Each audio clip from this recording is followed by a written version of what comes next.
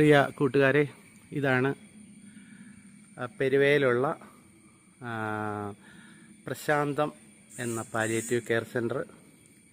ഇവിടെ തിരുമേനിയുടെ നാമധേയത്തിൽ നടത്തുന്നതാണ്.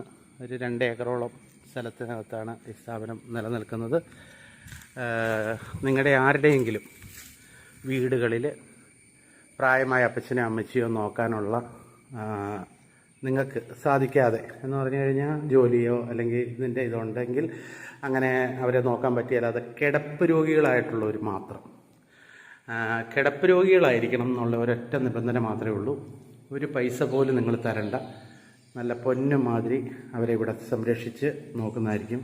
വലിയൊരു സ്ഥാപനമാണ്, ഇപ്പോൾ പുതിയതായിട്ട് തുടങ്ങിയതാണ്.